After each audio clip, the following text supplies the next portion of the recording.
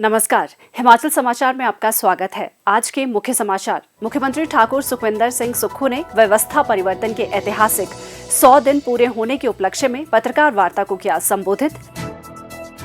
विश्व वानिकी दिवस पर मुख्यमंत्री ने हटेगी फुलनू लौटेगी चरागाह अभियान का किया शुभारंभ। और अब समाचार विस्तार से। विकास, सुशासन और जन कल्याणकारी सोच के साथ व्यवस्था परिवर्तन के ऐतिहासिक 100 दिन के उपलक्ष्य में आज हिमाचल प्रदेश विधानसभा परिसर में मुख्यमंत्री ठाकुर सुखविंदर सिंह सुक्खू ने पत्रकार वार्ता को संबोधित करते हुए कहा, हमारी सरकार का कार्यकाल अभी 100 दिन का पूरा हुआ है।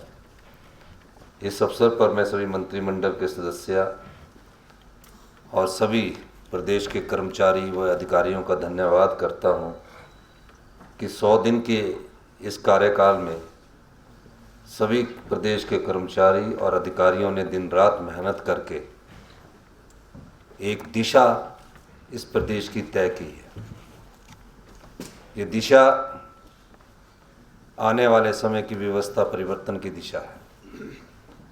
हमने कई परिवर्तन इन 100 दिनों में किए और मुझे खुशी है कि उसका परिणाम आने में अभी समय लगेगा, लेकिन बजट इस दिशा को दर्शाता है। मंत्रिमंडल के सहयोगी सदस्य दिन रात मेहनत करके रात के 12-12 बजे तक अधिकारियों से बैठक करके इस प्रदेश की बिगड़ती अर्थव्यवस्था जो थी, जो कर्ज के बोझ के तले दबी हुई थी, आर्थिक संकट से हमें जूझना पड़ रहा था, बजट किस स्वरूप में हो, मैं सभी मंत्रिमंडल के सदस्यों का भी धन्यवाद करना चाहूँगा और प्रदेश के अधिकारियों का भी धन्यवाद करना चाहूँगा कि जब 17 मार्च को बजट पेश किया, उस बजट में हमारी एक नई दिशा प्रदेश के लोगों के लिए उम्मीद की किरण बनकर आई। मैंने बजट को लीक से हटकर स्कीम बेस्ड योजनाओं के अंतर्गत किया है। तकरीबन 10 मीटिंगें तो मैंने खुद की, मंत्रिमंडल के सदस्यों से अलग से बैठक की और पहले दिन से हमारी कमिटमेंट है। आज मुझे खुशी है कि 100 दिन के इस छोटे से कार्यकाल में हमने जहां कुछ विभागों में व्यवस्था परिवर्तित कर दी है, कुछ विभागों में आने वाले 1 साल में जो बजट है वो आपको परिणाम देगा। हम हिमाचल प्रदेश की जनता, समाज के सभी वर्ग, किसान, मजदूर, महिलाएं, सरकारी कर्मचारी, अधिकारी को विश्वास दिलाना चाहते हैं कि हमारी सरकार पारदर्शिता से काम करेगी और जनता की सेवा में सत्ता सुख के लेनी सब कुछ जनता के हितों के हित में फैसले किए जाएंगे। पहले दिन बनने के बाद सभी विधायकों ने कहा कि हम हिमाचल सदन में जाते हैं, हिमाचल भवन में जाते हैं, चंडीगढ़ हिमाचल भवन में जाते हैं, हमसे 300 रुपया लिया जाता है और जो आम आदमी आता है उससे 1000 रुपया लिया जाता है। ये विधायकों ने उठाई मांग, ये किसी ने नहीं मांग उठाई। हमने उसी दिन फैसला किया कि सबको एक समान हिमाचल सदन और हिमाचल भवन में जो कमरे का किराया है वो एक समान किया जाएगा और हमने उसी दिन 1200 रुपया जो उनसे लिया जाता था उसी दिन से कर दिया। खाने का आधा रेट लिया जाता था वो भी उसी दिन से कर दिया। ये चीज छोटी है लेकिन दिशा तय करने वाली थी उनके त्याग की कि हम लोग भी इस दृष्टि से आगे आ रहे हैं। ये व्यवस्था परिवर्तन का पहला उदाहरण था। उसके बाद मैं उन बालिका आश्रम में गया। मैंने मुख्यमंत्री मुकेश जी से अनुरोध किया कि आज हम सचिवालय नहीं जाएंगे, प्रक्रिया होती है कि ओथ के बाद मुख्यमंत्री और मुख्यमंत्री सचिवालय जाए। मैं बालिका आश्रम किया, टूटी गंडी के उस बालिका आश्रम में मैंने उन बच्चों से सीखा। वो कभी कोई मांग लेकर नहीं आते थे और हमने उनके लिए सुख आश्रय कोष की स्थापना की कि आने वाले समय में सरकार ही माता है, सरकार ही पिता है। इस दृष्टि से हमने कार्य करना शुरू किया। पहली कैबिनेट में हमने 1,36,000 सरकारी कर्मचारी और अधिकारियों को मानवीय दृष्टिकोण अपनाते हुए, सामाजिक दृष्टिकोण अपनाते हुए उन्हें हमने ओल्ड पेंशन स्कीम के तहत लाया।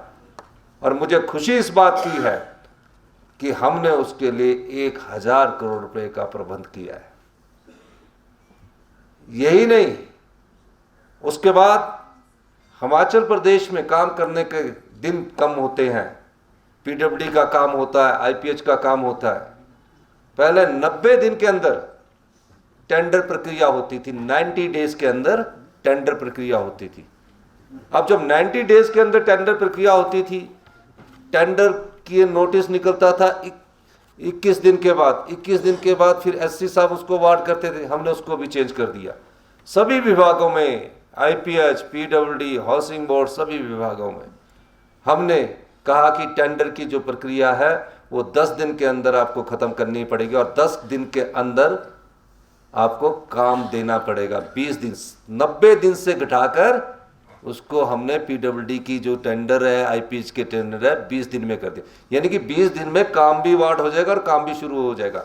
इन सब कामों को, कोई सड़क बननी थी, कोई बिल्डिंग बननी थी, या कोई 1-2 लाख रुपए का भी काम होता था, उसको करने के लिए 90 दिन लग जाते थे। हमने 20 दिन में नियम बना दिया कि 20 दिन के अंदर रूल्स बनाकर उनको कह दिया कि 20 दिन के अंदर इसको आपको करना पड़ेगा।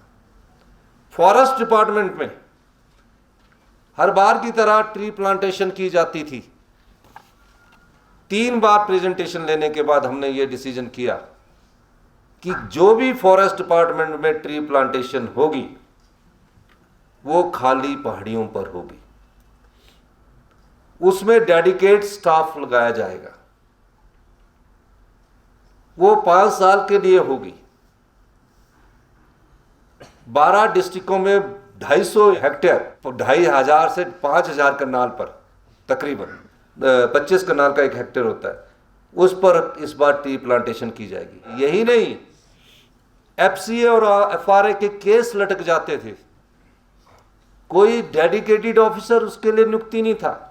4.5 साल से हम सुप्रीम कोर्ट में इस बात को लड़ रहे थे कि हमारे एफसीए और एफआरए की परमिशन को आप अनुमति देते हैं, चाहे सड़क जाती है 500 मीटर की, उसको भी सुप्रीम कोर्ट देते थे। हमारी सरकार का कृत संकल्प था और उन्होंने वकीलों का पैनल लगाने के बावजूद, खुद मैं उस दिन वहाँ था, खुद हमने नज़र रखी और सुप्रीम कोर्ट ने हमारी बात को सुना और एफसीए एफआरए की परमिशन की अथॉरिटी हमारे फॉरेस्ट डिपार्टमेंट को दे दी।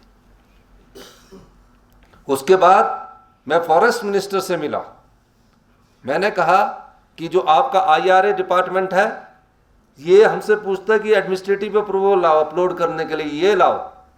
उन्होंने कहा हम इस सभी कंडीशंस को हटा देंगे और हिमाचल प्रदेश में अभी तक जो आईआरए है वो देहरादून और इन 3-4 स्टेट्स को देखता था, उसको भी उन्होंने कहा कि हम जल्दी ही हिमाचल प्रदेश का डेडिकेटेड एक ऑफिसर जो इन परमिशंस को देगा उसको लगा देंगे। यह हमारी सरकार की कटिबद्धता है। फिर एक कंजर्वेटर ऑफिसर्स को सभी काम छोड़कर डेडिकेटेड एफसीए एफआरए के केसेस के लिए हमने नियुक्त किया है। डिप्टी कमिश्नर की अध्यक्षता में डीएफओ, डिप्टी कमिश्नर और यूजर एजेंसी की अध्यक्षता में हर 15 दिन में एक मीटिंग होती है, जिसके कारण एफआरए और एफसीए के केसों में तेजी आई। उसके बाद जैसे ही हमें पता लगा कि सबॉर्डिनेट सिलेक्शन बोर्ड का पेपर बेचे जा रहे हैं, और पेपर बेचने का धंधा ये काफी सालों से चल रहा था। पिछली सरकार में पुलिस भर्ती का पेपर लीक हुआ, इंक्वायरी नहीं हुई।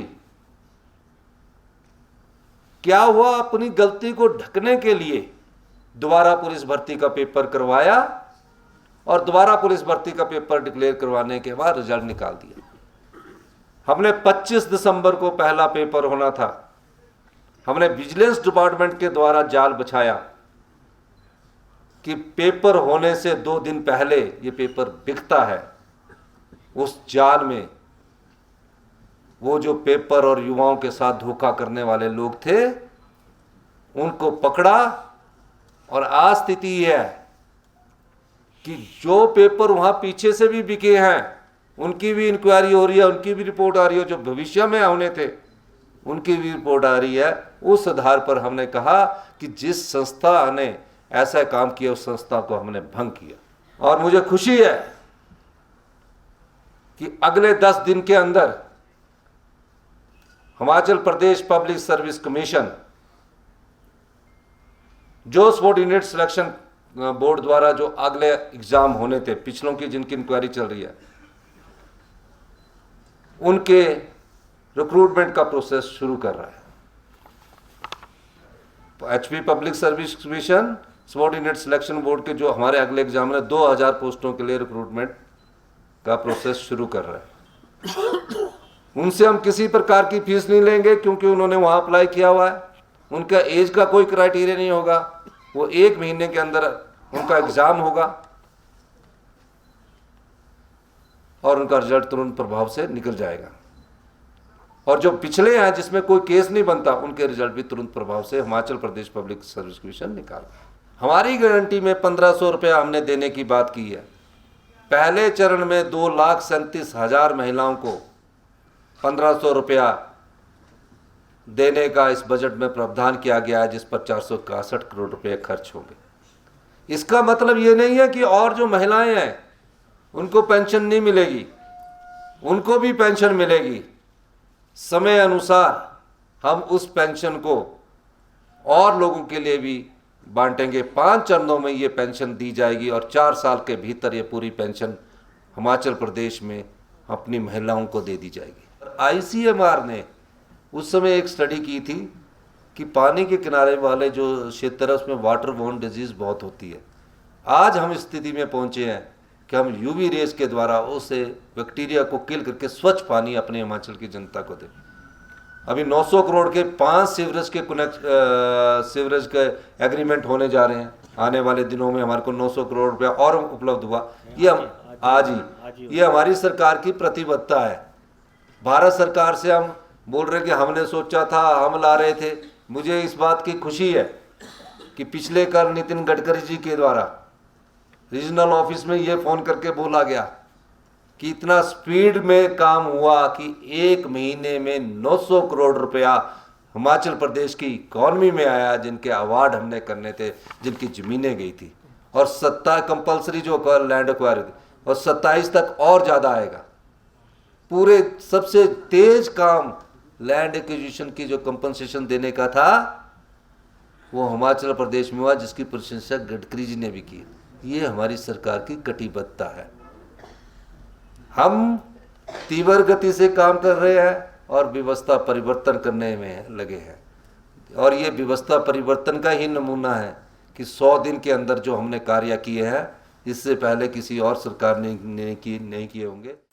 विश्व वानिकी दिवस के अवसर पर मुख्यमंत्री ठाकुर सुखविंदर सिंह सुक्खू ने आज शिमला में हटेगी फुलनू लौटेगी चरागाह अभियान का शुभारंभ किया। 8 दिनों तक चलने वाले इस अभियान का उद्देश्य लोगों को वनों की आग की रोकथाम और लैंटाना प्रभावित क्षेत्रों में पारिस्थितिकी तंत्र की बहाली के बारे में जागरूक करना है। इस अवसर पर मुख्यमंत्री ने वन संपदा संरक्षण और हानिकारक खरपतवार के उन्मूलन के संबंध में लोगों को जागरूक करने के लिए जागरूकता वाहनों को हरी झंडी दिखाकर रवाना किया। मुख्यमंत्री ने कहा कि वनों की आग न केवल वन संपदा बल्कि क्षेत्र की जैव विविधता, वातावरण और पारिस्थितिकी को प्रभावित करती है। उन्होंने कहा कि गर्मियों में सूखे के दौरान वन चीड़ की पत्तियों और सूखे घास फूस से भर जाते हैं। वनों में आग के कारण न सिर्फ वन संपदा प्रभावित होती है बल्कि भूमि की उर्वरता के साथ साथ जल स्रोतों को भी नुकसान पहुंचता है। इस अवसर पर मुख्यमंत्री ने वनों के संरक्षण में जन जागरूकता के महत्व पर बल देते हुए कहा कि वन राज्य के लिए बहुमूल्य संपत्ति है और हर वर्ष गर्मियों के दौरान वनों में आग की घटनाएं बढ़ जाती है, जिससे करोड़ों की वन संपदा और अन्य जीव जंतुओं का नुकसान होता है। उन्होंने कहा कि सभी के सहयोग से इसे रोकने की आवश्यकता है। जंगल की आग से पारिस्थितिकी तंत्र और अर्थव्यवस्था दोनों पर दुष्प्रभाव पड़ता है। उन्होंने लोगों से इस अभियान को सफल बनाने के लिए वन विभाग को पूर्ण सहयोग देने की अपील की। मुख्यमंत्री ने कहा कि लैंटाना खरपतवार विशेष तौर पर राज्य के निचले क्षेत्रों में पारिस्थितिकी तंत्र को बुरी तरह प्रभावित करता है और लैंटाना कृषि तथा वन भूमि दोनों के लिए हानिकारक है। इस अवसर पर मुख्यमंत्री ने लैंटाना उन्मूलन पर पोस्टर और वनों में आग पर एक पुस्तिका भी जारी की। मुख्यमंत्री ठाकुर सुखविंदर सिंह सुक्खू ने मध्य प्रदेश के बालाघाट जिला में गत शनिवार को हुए चार्टर प्लेन दुर्घटना में चंबा जिला के बनीखेत की पंचायत पुखरी से संबंध रखने वाले प्रशिक्षक पायलट मोहित ठाकुर के निधन पर गहरा शोक व्यक्त किया है। उन्होंने परमपिता परमात्मा से दिवंगत आत्मा की शांति तथा शोक संतप्त परिजनों को इस अपूर्णीय क्षति को सहन करने की प्रार्थना की है। और अब प्रदेश के मौसम पर एक नजर।